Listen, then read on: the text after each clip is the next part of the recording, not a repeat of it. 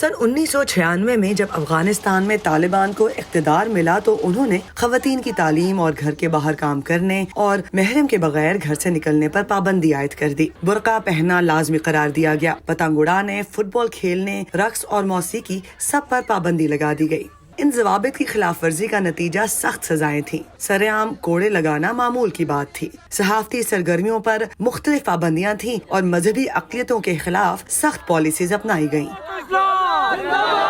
उस वक्त के तालिबान में वो मुजाहिदीन भी शामिल थे जिन्होंने अमेरिका की मदद से सोवियत यूनियन को शिकस्त दी थी। अमूमी तौर पर इस अस्करियत पसंद गिरोह को अमेरिका समेत बड़ी ताकतों और अफगान अवाम में भी मकबूलियत हासिल थी।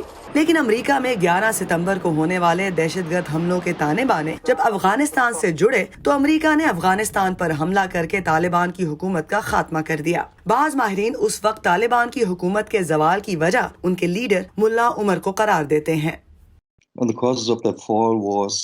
अगर हम तालिबान के ज़वाल की वजह देखें तो जिम्मेदारी एक शख्स मुल्ला उमर की हट धर्मी पर आयद होती है।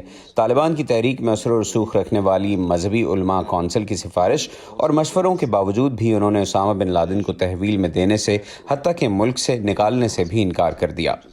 जंग के आगाज के 3 साल के अंदर अंदर मुल्ला उमर की क़यादत में एक नई तालिबान लीडरशिप काउंसिल या क्वेटा शूरा कायम की गई। अमरीकी दिफाई और सिफारती ओहदेदारों को इस शूरा पर हमेशा ये एतराज रहा कि इसके जरिए अफगानिस्तान में तालिबान को मदद और रहनुमाई दी गई। तहम पाकिस्तान आज तक अपनी सरजमीन पर किसी ऐसी काउंसिल या उसके अरकान की मौजूदगी से सख्ती से इनकार करता आया है।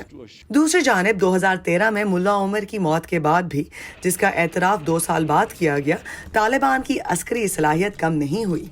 20 साला जंग के बाद बिल आखिर फरवरी सन 2020 में अमेरिका और तालिबान के दरमियान दोहा में एक सियासी मुआहिदा तय पाया, जिसके बाद से अफगानिस्तान से अमरीकी फ़ौजों का इनखला जारी है।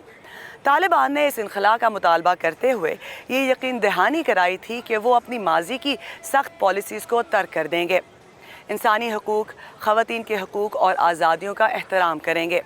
अमेरिका की मदद से अफ़गान हुकूमत और तालिबान के दरमियान भी अमन मुज़ाकरात का सिलसिला शुरू तो हुआ, लेकिन वो तातुल का शिकार है।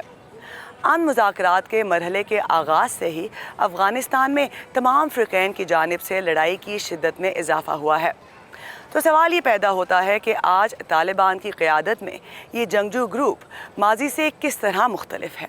थॉमस रिटिंग कहते हैं कि कम से कम अब तालिबान ये तो जान चुके हैं कि वो तनहा मुल्क नहीं चला सकते।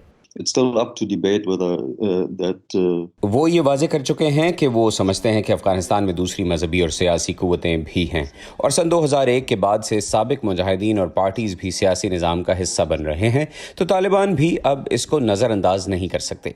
मेरे ख्याल में जल्द या बदेर तालिबान भी सियासी अमल में उनके साथ किसी सियासी मफाहमत की कोशिश करेंगे, और उनके पास इस बारे में तजुर्बा भी ज़्यादा है कि दुनिया कैसे चलती है और अफगानिस्तान कैसे चलता है। लेकिन सिक्योरिटी अमूर के माहिर कामरान बुखारी समझते हैं कि तालिबान इख्तिदार में अपना हक तो चाहते हैं, मगर उन पर इंसानी हुकूक की पासदारी से मुताल्लिक कोई दबाव नहीं है, क्योंकि वो ये जंग हारे नहीं।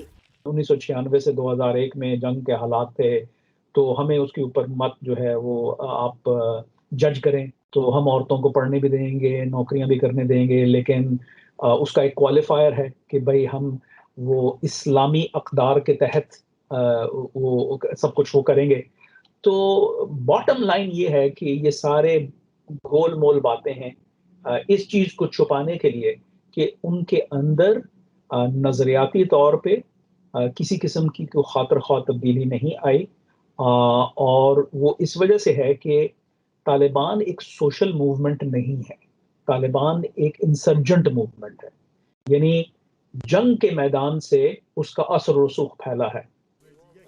अफगानिस्तान में इस वक्त खौफ व हिरास की सूरत हाल है, और बाज़ माहिरीन को खदशा है कि बैनुल-अक़वामी अफ़वाज के इनखला के बाद अगर तालिबान अपनी माजी की पॉलिसियों पर कायम रहे तो गुज़िश्ता 20 सालों में हासिल की जाने वाली शहरी आज़ादियाँ कहीं छिन न जाएं। Iram Abbasi, voice of America, Washington.